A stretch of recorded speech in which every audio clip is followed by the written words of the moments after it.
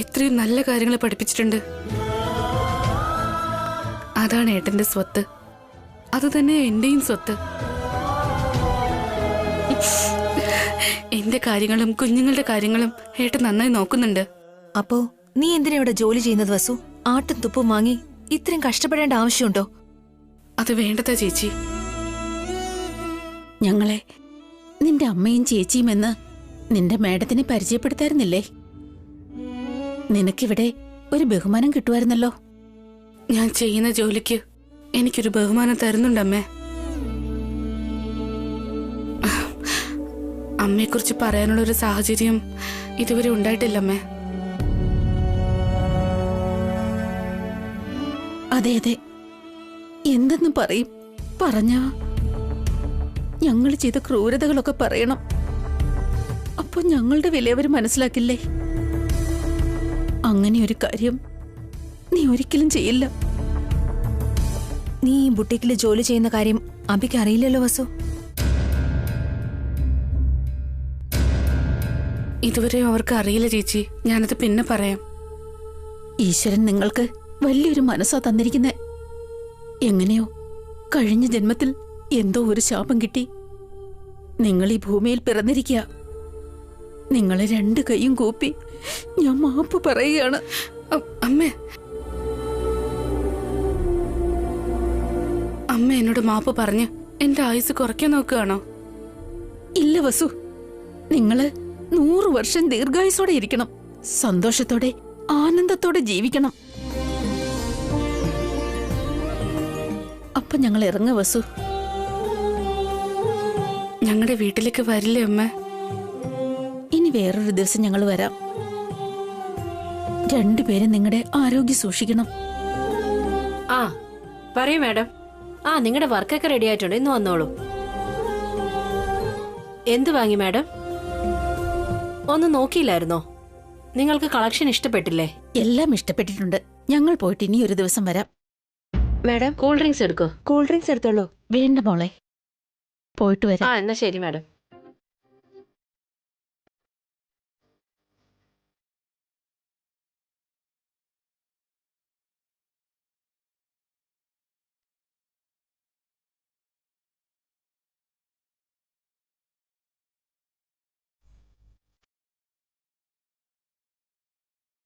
അയ്യോ, cool drinks waste ആയി പോയല്ലോ.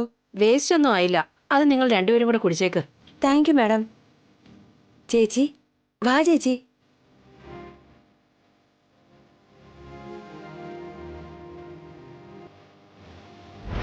ചിയേഴ്സ് ചേച്ചി.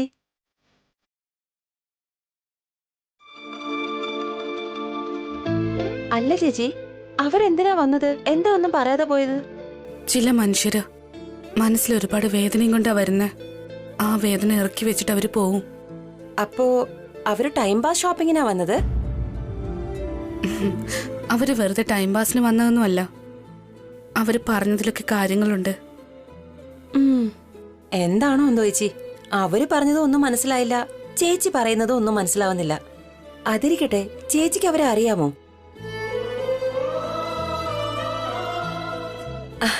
മനസ്സിലായി ചേച്ചി, അവരെ ചേച്ചിക്ക് അറിയില്ല, അങ്ങനെയല്ലേ? ശരി, കൂൾ ഡ്രിങ്ക്സിൽ തണുപ്പിപ്പോ പോകും, ചേച്ചി കുടിക്ക്.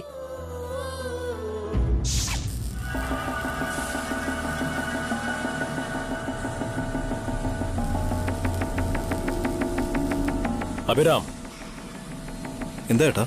നിങ്ങൾ എന്റെ കൂടെ ഒന്ന് വരാവോ? ഓണറോടൊന്ന് സംസാരിക്കാനാ. എന്തു പറ്റി? കാർത്തിക മാഡം എന്തോ പ്രശ്നം ഉണ്ടാക്കി. പാക്കിംഗ് സെഷനിൽ വർക്ക് ചെയ്യുന്ന ലേഡി വർക്കേഴ്സ് ജോലി ഉപേക്ഷിച്ച് പോയി. ഉടനെ തന്നെ രണ്ടുപേരെ അപ്പോയിന്റ് ചെയ്തില്ലെങ്കിൽ പാക്കിംഗ് ജോലി നിന്നു പോകും. ഇവിടെയുള്ള എല്ലാരേക്കാളും വിദ്യാഭ്യാസം കൂടുതലുള്ള ആള് നിങ്ങളാണ്. നിങ്ങളാണെങ്കിൽ ഓണേഴ്സിനോട് കറക്റ്റായിട്ട് സംസാരിക്കും. ചെല്ലിയേട്ടാ, യൂണിയൻ ലീഡറിന് സഹായം ചോദിക്കുന്നത് വലിയ കാര്യമല്ലേ? പോവാൻ ചേട്ടാ.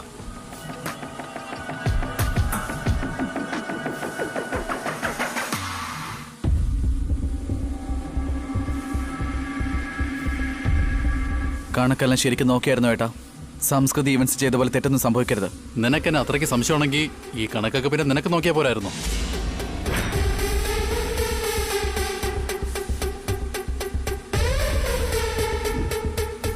Excuse me sir.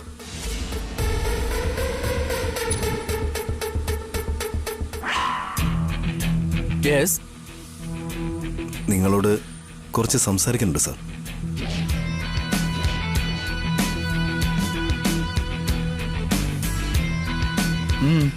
എന്തിനെ പറ്റി?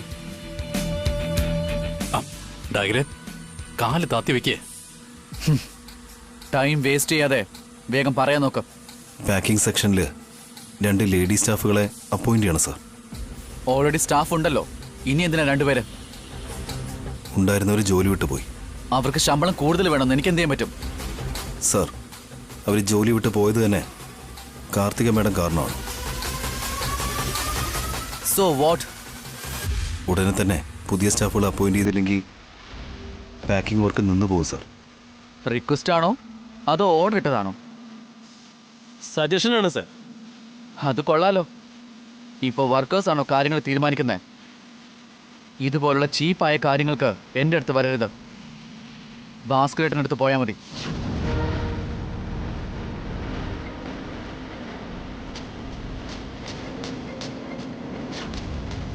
ഹലോ. ആ, ജസ്റ്റ് എ മിനിറ്റ്.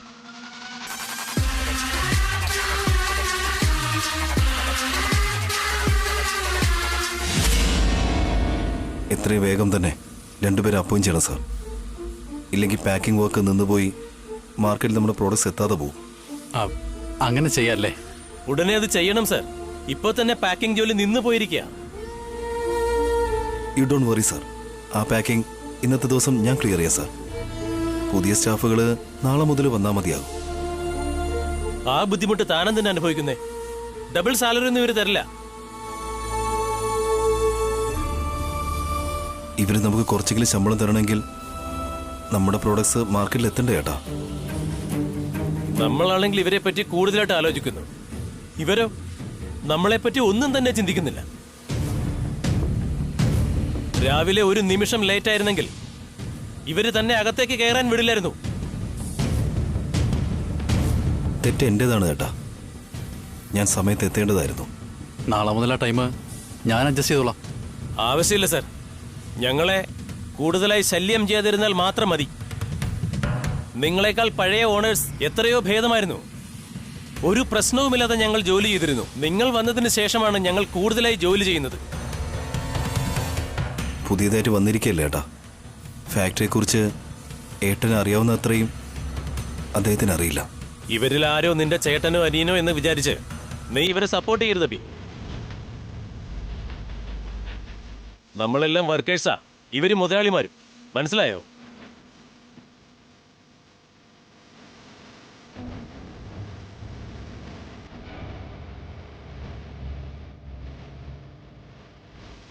അബി, പറയൂ sir. Thank you so much. ഉടനെ തന്നെ പുതിയ സ്റ്റാഫുകൾ അപ്പോയിന്റ് എന്ന് പറഞ്ഞതിന് ഒരുപാട് നന്ദിയുണ്ട് സർ.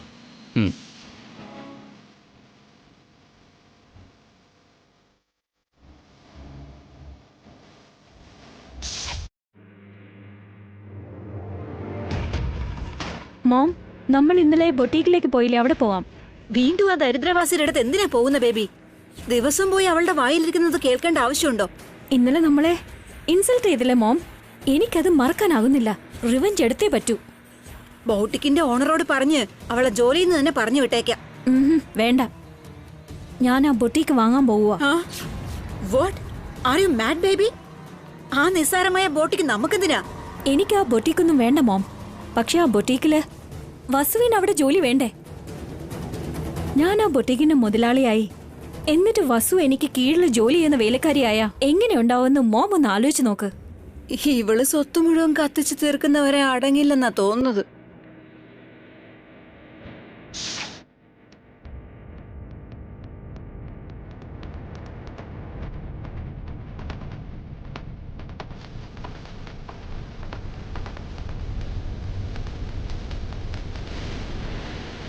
Welcome madam.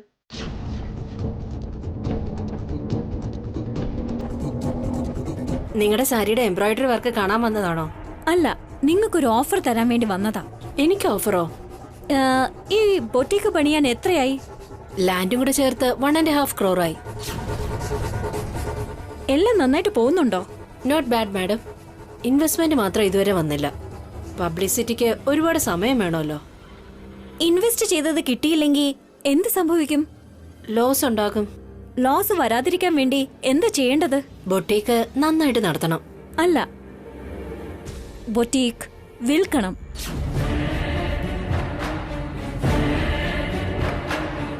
ഞാൻ ഈ ബൊട്ടീക്ക് വാങ്ങാൻ ആഗ്രഹിക്കുന്നു. എനിക്ക് വിൽക്കുന്നുണ്ടോ?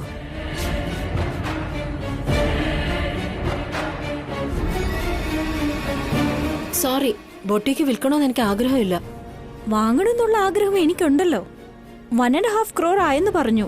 ഞാൻ 2 crores തരാം. ഈ ബൊട്ടീക്ക് എനിക്ക് വേണം.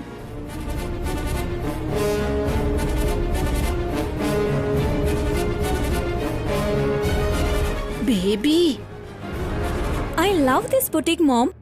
ഇതിനു വേണ്ടി 3 crores വേണമെങ്കിലും കൊടുക്കും. ഏതോ പട്ടുപറ്റിയ ജനിച്ചു വീണവരെ പോലെ ഉണ്ടല്ലോ. പണത്തിന്റെ അഹങ്കാരം തലയ്ക്ക് പിടിച്ചിരിക്കുക. അവരുടെ ഭർത്താവ് ഒരുപാട് സമ്പാദിക്കുന്നുണ്ടെന്ന് തോന്നുന്നു. കുറച്ച് സമയം തരൂ, എനിക്ക് ആലോചിക്കണം. എന്റെ ഭർത്താവിനോട് ചോദിച്ചിട്ട് പറയാം. ഇതിനേക്കാളും വലിയ ഓഫർ നിങ്ങൾക്ക് കിട്ടില്ല. എത്രയും വേഗം ആലോചിച്ചു പറയൂ. Okay madam.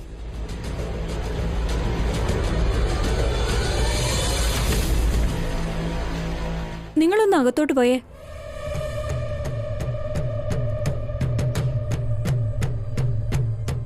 നിങ്ങൾ 1 മിനിറ്റ് ഇങ്ങോട്ടൊന്ന് വരാവോ?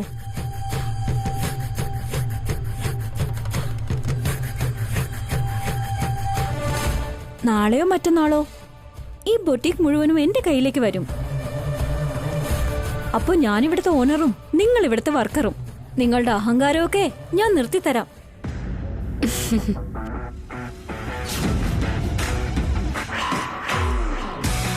എന്തിനാ ചിരിക്കുന്നേ?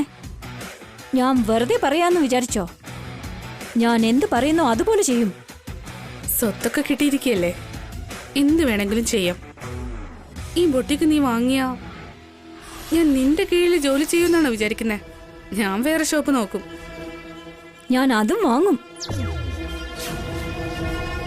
അങ്ങനെ എത്ര ഷോപ്പ് വാങ്ങും? അത്രയ്ക്ക് നീ പണക്കാരിയൊന്നും അല്ല. എന്നോട് നിനക്ക് ഇത്രയും ദേഷ്യം തോന്നാനായിട്ട് നിന്റെ എന്തെങ്കിലും കാരണമുണ്ടെങ്കിൽ അത് പറ. കാരണമില്ലാത്ത ദേഷ്യം നിന്റെ നല്ലതിനല്ല. അവളുടെ അമ്മയല്ലേ, നിങ്ങൾക്കെങ്കിലും ഒന്ന് പറഞ്ഞു കൊടുത്തൂടെ?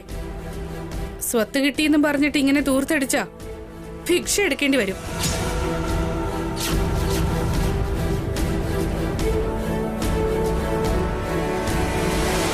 എന്താ എന്റെ മുഖത്ത് നോക്കി എന്താ പറഞ്ഞേ?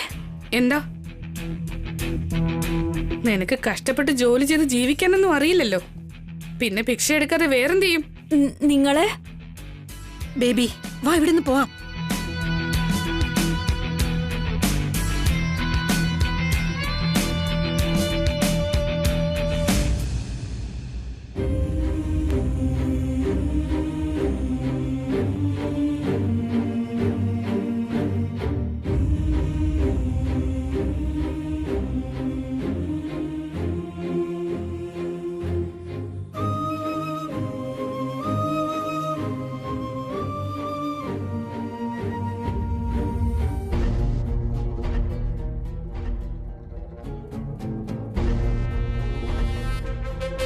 ചേച്ചി, സത്യം പറയേ, നിങ്ങൾക്ക് അവരാരാണെന്ന് അറിയില്ലേ?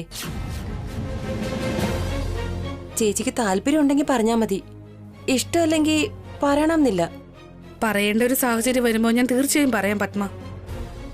ചിലപ്പോ അവർ ഈ ബൊട്ടിക്ക് വിലയ്ക്ക് വാങ്ങുമോ എന്തോ, നമ്മളെ ജോലിയിൽ നിന്ന് പുറത്താക്കുമോ എന്തോ. നിന്നെ പുറത്താക്കില്ല, എന്നെ പുറത്താക്കും.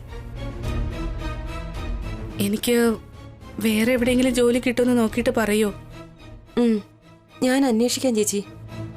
ചേച്ചി വെറുതെ ടെൻഷൻ അടിക്കണ്ട. മാഡം അത്ര എളുപ്പത്തിലൊന്നും ഈ ബൊട്ടിക്ക് വിൽക്കില്ല. അവരൊരുപാട് ഇഷ്ടത്തോട് തുടങ്ങിയതാ ഇത്. ഇത് മാഡത്തിന്റെ പാഷനാ. അവരിത്തിരി ദേഷ്യക്കാരിയൊക്കെയാ, പക്ഷെ ഉള്ളില് പാവാ. നമുക്ക് നോക്കാം പത്മ. മാഡത്തിന്റെ നല്ല സ്വഭാവം കൊണ്ട് എനിക്ക് ഭാഗ്യം ഉദിക്കുമോ, അതോ വേറെ രൂപത്തിൽ ദുർഭാഗ്യം എന്നെ പിന്തുടരുമോ എന്നുള്ള പേടിയുണ്ട്.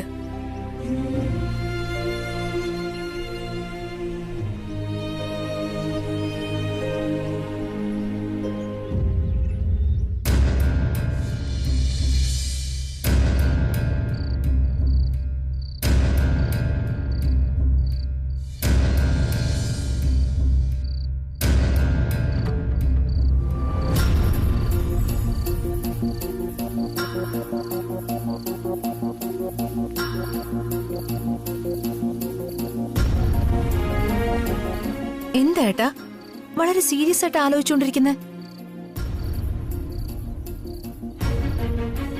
അഖിൽ, കാർത്തിക, അവളുടെ അമ്മ, ഇവര് മൂന്നുപേരും കുറച്ച് ഓവറാണ്. ഈ എന്നെ തന്നെ പലപ്പോഴും പരിഹസിക്കാറുണ്ട്. എന്നെ കാണുമ്പോൾ തന്നെ അവര് ചിരി തുടങ്ങും. ഇത് ഓൾറെഡി പറഞ്ഞതാണല്ലോ. പുതിയ എന്തെങ്കിലും ന്യൂസ് പറയാനുണ്ടോ? എന്താടി, ഞാൻ പറയുന്നത് നിനക്ക് കോമഡി ആയിട്ടാണോ തോന്നുന്നത്? അയ്യോ ഇല്ല ഏട്ടാ, ഞാൻ സീരിയസ് ആയിട്ടാ ചോദിച്ചത്. ഞാൻ എത്ര സീരിയസ് ആയിട്ടാ സംസാരിക്കുന്നെന്ന് എന്റെ ശബ്ദത്തിൽ നിന്ന് മനസ്സിലാവുന്നില്ലേ? ആ കാർത്തികയെ കണ്ട് പഠിക്കുന്നീ. അവൾ ആ അഖിലിനെ എത്രമാത്രം സപ്പോർട്ട് ചെയ്യുന്നുണ്ട്. അങ്ങനെ ഒരു തവണയെങ്കിലും നീ എന്നെ സപ്പോർട്ട് ചെയ്തിട്ടുണ്ടോ? എപ്പോ നോക്കിയാലും പഞ്ച് ഡയലോഗും ഈ പരിഹാസം അല്ലാതെ നല്ലൊരു ഐഡിയ എന്തെങ്കിലും നീ പറഞ്ഞിട്ടുണ്ടോ? എപ്പോഴെങ്കിലും എൻകറേജ് ചെയ്തിട്ടുണ്ടോ? ഏട്ടൻ അധ്വാനിച്ചാണ് ജീവിക്കുന്നതെങ്കിൽ എന്നും ഞാൻ കൂടെ തന്നെ ഉണ്ടാവും. അപ്പോ ഇപ്പൊ ഞാൻ കഷ്ടപ്പെട്ടല്ലേ ജോലി ചെയ്യുന്നേ? എന്ത് കഷ്ടപ്പെടുന്നു? ഫ്രീ ആയിട്ട് കിട്ടിയ സ്വത്തിനെ സന്തോഷമായിട്ട് അനുഭവിച്ചുകൊണ്ടിരിക്കുന്നു, അടിച്ചു പൊളിച്ച് ജീവിക്കുന്നു. അതല്ലേ ചെയ്യുന്നേ? വേറെ എന്ത് ചെയ്യണമെന്നാ പറയുന്നേ? അബിയെ പോലെ കഷ്ടപ്പെട്ട് ജോലി ചെയ്ത് ജീവിക്ക്. വസുവിനെ പോലെ ഞാനും കൂടെ തന്നെ ഉണ്ടാവും. ഏട്ടനെ ഒരു ഈച്ച പോലും തൊടാതെ ഞാൻ നോക്കിക്കോളാം. ഏട്ടനെ ആരും തന്നെ ഒരു കുറ്റവും പറയാതെ ഞാൻ നോക്കിക്കോളാന്നേ. അല്ലാതെ മറ്റുള്ളവരെ പോലെ ദാനം കിട്ടിയ സ്വത്ത് വെച്ച് ഏട്ടന്റെ കൈയും പിടിച്ച് ഞാൻ നടക്കണമെന്ന് പറഞ്ഞാ അതെന്നെ കൊണ്ട് പറ്റില്ല. എനിക്കും സ്വന്തമായിട്ട് അഭിപ്രായവും അഭിമാനവും ഒക്കെ ഉണ്ട്.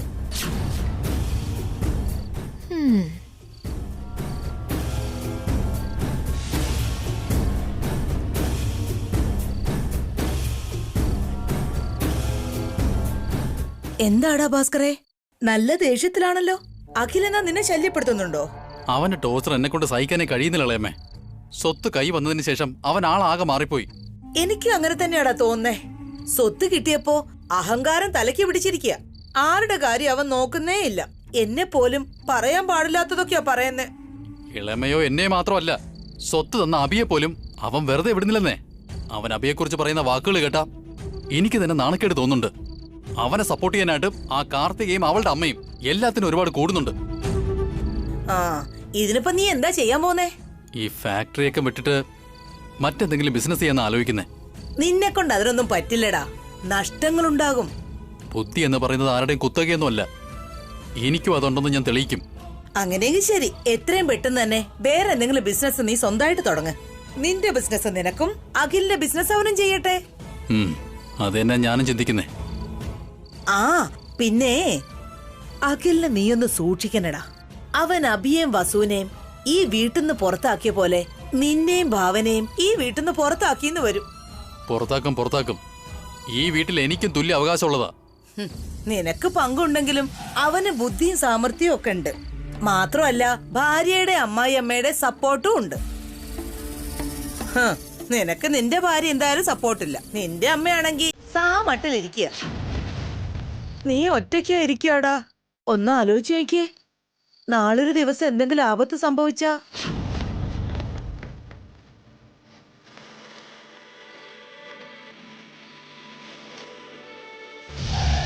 ഏട്ടനനിയനും എന്റെ കയ്യിൽ വന്ന് പെട്ടടാ.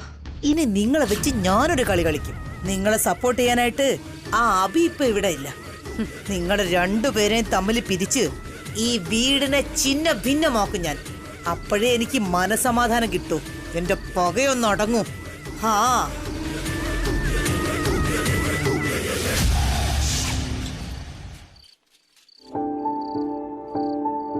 ചേട്ടാ, ഇന്നത്തെ പോലെ നാളെയും ലേറ്റ് ആവല്ലേ. വേഗം തന്നെ എത്താൻ നോക്കണം കേട്ടോ. 9 മണിക്ക് മുമ്പ് എത്തണേ. Okay Ravi, good night. Good night ചേട്ടാ.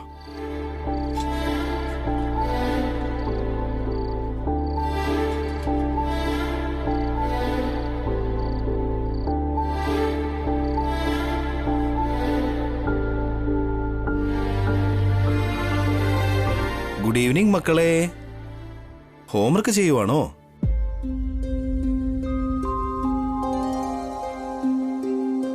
അച്ഛാ, നമ്മൾ ഈ വീട്ടില് ഇനി എത്ര നാള് നിക്കണം?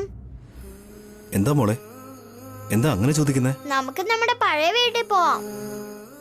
എനിക്ക് ചെറിയ വീട് ഇഷ്ടമല്ല. അതെ അച്ഛാ, ഇവിടെ തീരെ കംഫർട്ടബിൾ അല്ല. ഞങ്ങൾക്ക് ഇവിടെ ഹാപ്പി ആയിട്ട് കഴിയാൻ പറ്റുന്നില്ല. അങ്ങനെ പറയാൻ പാടില്ല കീർത്തി. ഇതാ നമ്മുടെ വീട്. ആ വീടിനേക്കാൾ ഇവിടെയാ നമ്മൾ ശരിക്കും ഹാപ്പി ആയിരിക്കുന്നത്. ഇവിടെ എല്ലാ സൗകര്യം ഉണ്ടല്ലോ.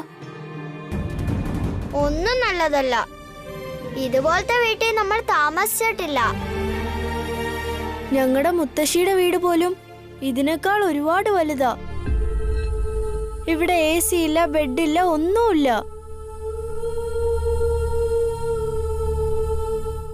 ഇവിടെ നല്ല ഫ്രഷ് എയർ ഉണ്ടല്ലോ, പിന്നെന്തിനാ AC ഒക്കെ? ഇവിടെ ബെഡ്റൂം ഇല്ലെങ്കിൽ പോലും എല്ലാവരും ഒരുമിച്ചൊരിടത്ത് സന്തോഷമായിട്ടല്ലേ കിടന്നുറങ്ങുന്നേ?